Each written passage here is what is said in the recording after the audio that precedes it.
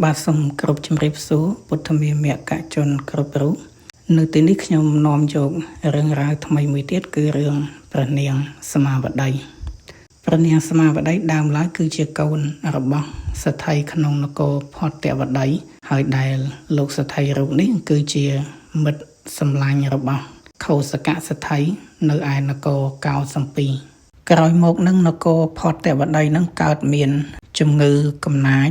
ដែលគេហៅថាអហិវេទរោគហើយបានញ៉ាំងឲ្យគ្រួសារនាងសមាវតីនឹងរត់ភៀសខ្លួនទៅរកលោកខោសកៈសទ្ធិនៅឯក្រុងកោសំពីហើយជំងឺនេះសាហាវតែកើតឡើងហើយម្នាក់នឹងរត់យកតែខ្លួនទេអត់អាចយកអីទៅតាមបានទេម្យ៉ាងទៀតនឹងការរត់ចេញពីផ្ទះហ្នឹងគឺទាល់តែទម្លុះជញ្ជាំងអត់អាចរត់ចេញតាមទ្វារបានទេព្រោះជំងឺហ្នឹងឆ្លងសាហាវណានៅពេលដែលគ្រួសារនាងស្មាវតីភៀសខ្លួនទៅនោះបានដាច់ស្បៀងពាក់កណ្ដាលផ្លូវហើយម្នាក់ក៏ខំដើរប្រវេប្រវាទៅតម្រាំទៅដល់ក្រុងកោសំពីណាហើយទៅក៏ចូលសម្រាកក្នុងសាលាសំណាក់មួយដែលនៅក្បែរក្រុងហ្នឹងពេលនោះលោកសទ្ធិដែលជាឪពុកនាងសមាវតីនឹងបានប្រាប់ភរិយាថាធម្មតាពួកជនណាក៏ដោយដែលមកដោយសភាពតោកយ៉ាបែបនេះរមែងមិនជាទី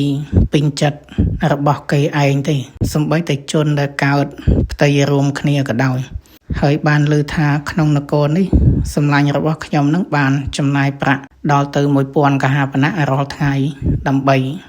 ដាក់ទានឲ្យជនកំសត់ទៅរកគុណដូច្នេះមានតែឲ្យកូនស្រីនឹងទៅយកទានគេដើម្បីមកហូបពី3ថ្ងៃសិនចុះតម្រាំកាលណាបានជួបសទ្ធិជាសម្លាញ់លុះព្រឹកឡើងកូនស្រីរបស់គាត់ក៏បានដើរទៅយកចំណែកទានជាមួយនឹងគេឯងហើយធ្លាប់តែជាកុលធីតា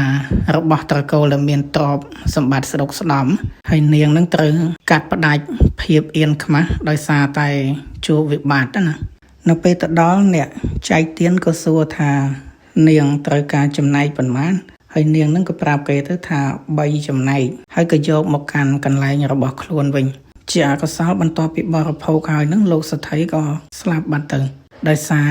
អាហារនឹងវារលួយអត់ទាន់ហើយគាត់ទទួលទានច្រើនណាស្អែកឡើងនាងនឹងបានដើរទៅយក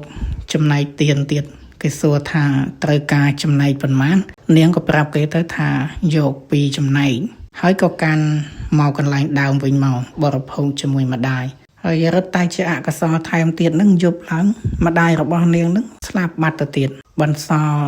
នាងឲ្យនៅតែត្មោយត្មងម្នាក់ឯងឯកាណានៅពេលព្រឹកឡើងនឹងនាងក៏ត្រូវដើរទៅ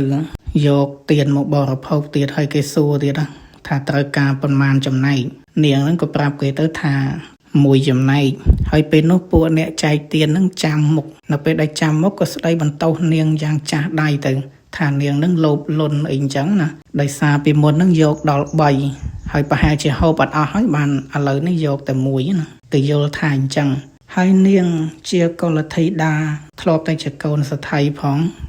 ពេលលើបែបនោះគឺមានសេចក្តីអៀនខ្មាស់យ៉ាងខ្លាំងហើយដោយគេពួយមួយលំពេងចំទ្រូងអញ្ចឹងក៏ប្រាប់ការពិតទៅអ្នកទាំងនោះទៅ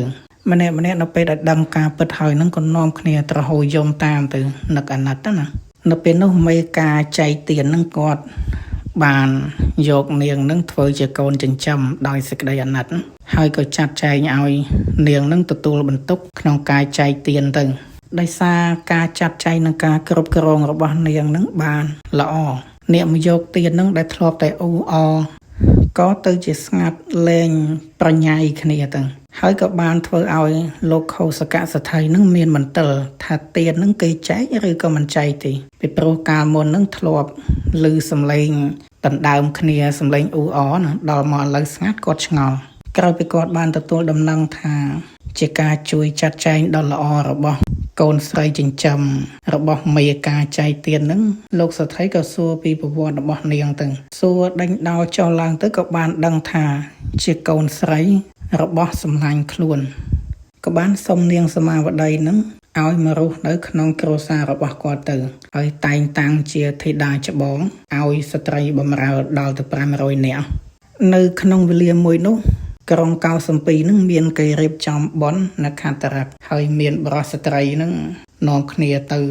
លេងទឹកស្ទឹងណានៅពេលនោះដែរក្រុមនាងសមាវតីបានតាក់តែងកាយយ៉ានឹងយ៉ាងស្អាតហើយដើរទៅកំសាន្តនៅខេត្តតរកនឹងគេណាក៏ដើរកាត់តាមព្រះរាជវាំងគ្រានោះព្រះចៅឧទែនទ្រង់ជាព្រះមហាក្សត្របានទតឃើញក្រុមនាងសមាវតីហើយទ្រង់សពប្រតិជាខ្លាំងលុះទ្រង់ជ្រាបថានាងហើយនឹងបរិវារនឹងគឺជាកូនស្រីរបស់ខោសកសថីក៏ទ្រង់បញ្ជូនព្រះរាជសារទៅថាចូលអ្នកបញ្ជូននាងសមាវតីនឹងមកឲ្យយើងនៅពេលនោះលោកសថីហើយនឹងភរិយានឹងគាត់ទទួលរាជសារឲ្យស្លង្កាំងភ្លាម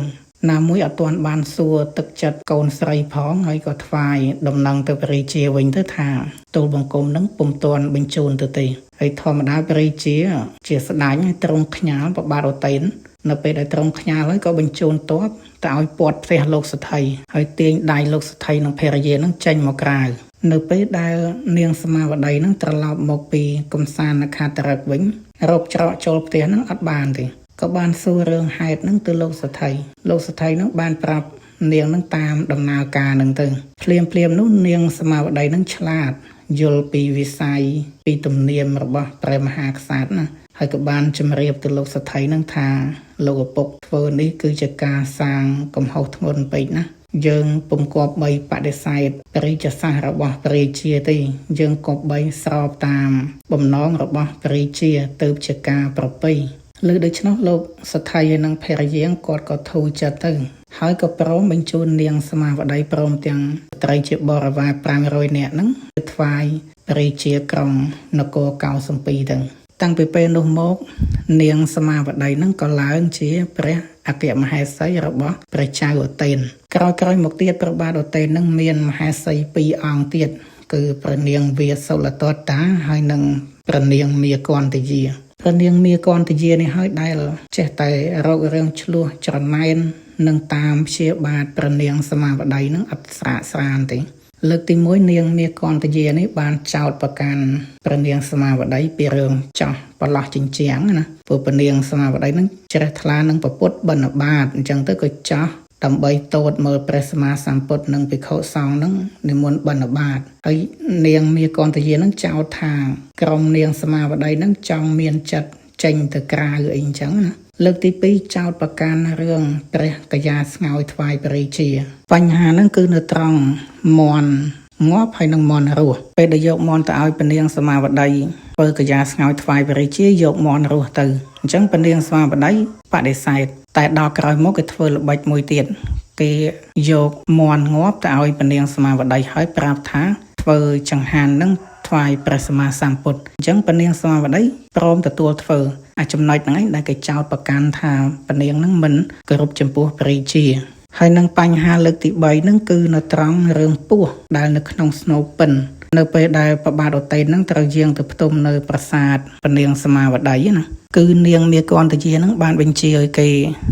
យកពស់វែកមួយកោសថ្មិញឲ្យអស់ទៅញាត់ចូលក្នុងពិនហើយបិទឆ្នុកទុកហើយពេលព្រះរាជាយកពិនទៅទុំនៅលើប្រាសាទនាងសមាវតីនៅពេលហ្នឹងពស់វាអត់មានអាហារមានអីវាចេញពីពិនហ្នឹងមកក៏ធ្វើសំឡេងទៅហើយនាងមាគន្តយាក៏ចោទថានាងសមាវតីហ្នឹងដាក់ពស់ដើម្បីឲ្យចឹកធ្វើគុតព្រះរាជាអញ្ចឹងទៅបញ្ហាពីរខាងដើមហ្នឹងព្រះរាជាទ្រង់ពុំខ្ញាល់ពុំអីទេក៏ប៉ុន្តែចុងក្រោយហ្នឹងតិចសដែរក៏ជឿនាងមាគន្តយានឹងទៅហើយបានកាន់យកធ្នូ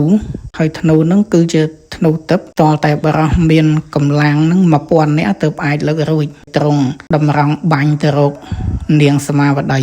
ខាងព្រះនាងសមាវតីវិញអត់មានអីនឹងតវ៉ាចំពោះព្រះរាជាទេហើយបានបង្គាប់ឲ្យបរិវារខ្លួននឹងផ្សាយមេត្តាចំពោះព្រះរាជាទៅនៅពេលនោះកើតហេតុអស្ចារ្យគឺក្បាលព្រួញដែលព្រះរាជាយិតបាញ់ហ្នឹងបានកោងត្រឡប់មករកព្រះរាជាវិញហើយព្រះចៅឧទែនឃើញទស្សនវិជ្ជាហ្នឹងគឺភ័យតកៈមកដល់ថ្នាក់វង្វេងទើភ័យហើយទ្រង់គិតថាព្រួញនេះអត់មានចិត្តសោះក៏ប៉ុន្តែដឹងគុណរបស់នាងសមាវតីចុះតម្រាំអញជាមនុស្សមិនត្រូវដឹងគុណនាងនៅពេលនោះគឺទ្រង់បោះធ្នូចោលតែម្ដងហើយបានលុតជង្គង់សុំខមាទោសព្រះមហេសីព្រះនាងសមាវតីនឹងមានព្រះសវន័យថាខ្ញុំម្ចាស់ដល់នៅ